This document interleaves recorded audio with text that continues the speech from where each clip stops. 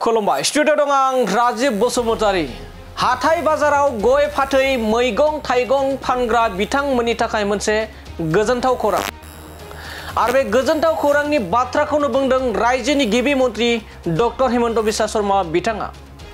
बे समाव बयबो मिथिगौदि हाथाय बाजार एबा गलाफोराव मैगं थाइगं गय फाथै फानहैब्ला बै हाथाय बाजाराव जिरायनायनि मुङाव महलदारफोरनो मासुल होनो गोनां जायो।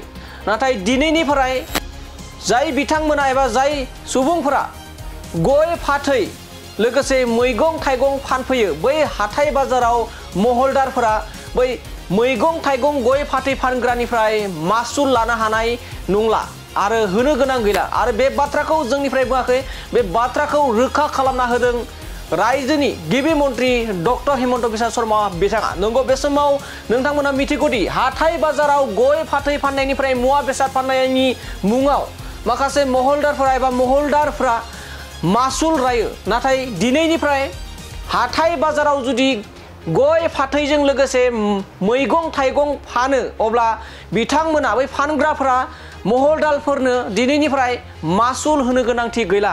बे बाथ्राखौ रोखा खालामनानै होदों रायजोनि गिबि मन्त्रि डक्टर हिमन्त बिश्व शर्मा बिथाङा। बे समाव मिथिना लानाया मोजांदि बे समाव गोबां रायजो राजाफोरा मैगं थाइगंजों लोगोसे गय फानफैयो हाथाय बाजाराव।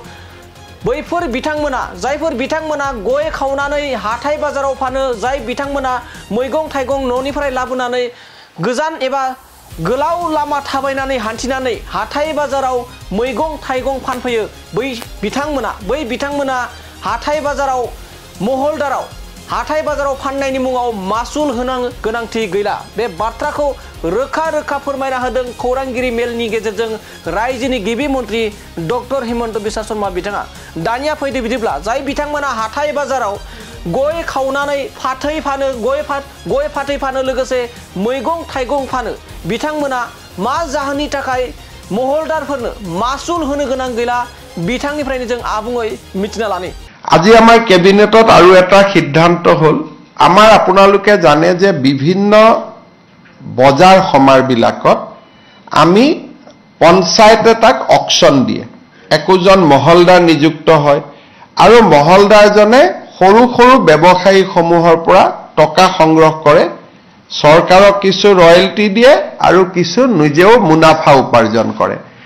আজি আমি কেবিনেটত সিদ্ধান্ত লৈছো যে এতিয়াৰ পৰা কোনো মহলদাৰে শাক পাচলি তৰকাৰী বেপাৰীৰ পৰা টকা ল'ব নোৱাৰিব আৰু পাণ তামোলৰ বেপাৰীৰ পৰা তেওঁলোকে টকা সংগ্ৰহ কৰিব নোৱাৰিব। যেনেকৈ বেলতলা বজাৰ যদি কোনোবাই শাক পাচলি লৈ আহে বা তামোল বিক্ৰী কৰে, তামোল চালি বিক্ৰী কৰে, তামোল পাণ, এই দুই শ্ৰেণীৰ ব্যৱসায়ীয়ে এতিয়াৰ পৰা কোনো বজাৰত তেওঁলোকে পইচা দিব নালাগে। তেওঁলোকে তাত বিনামূলীয়াকৈ তেওঁলোকে এই বিক্ৰী কৰিব পাৰিব, তেওঁলোকে মহলদাৰক টকা পইচা দিব নালাগে। আৰু আমাৰ ইয়াৰ ফলত আমাৰ সৰু শাক পাচলি বিক্ৰীকৰ্তা বা তামোল পাণ বিক্ৰী কৰা সৰু যিখিনি ক্ষুদ্ৰ ব্যৱসায়ী আছে তেওঁলোক যথেষ্ট পৰিমাণে লাভান্বিত হ'ব।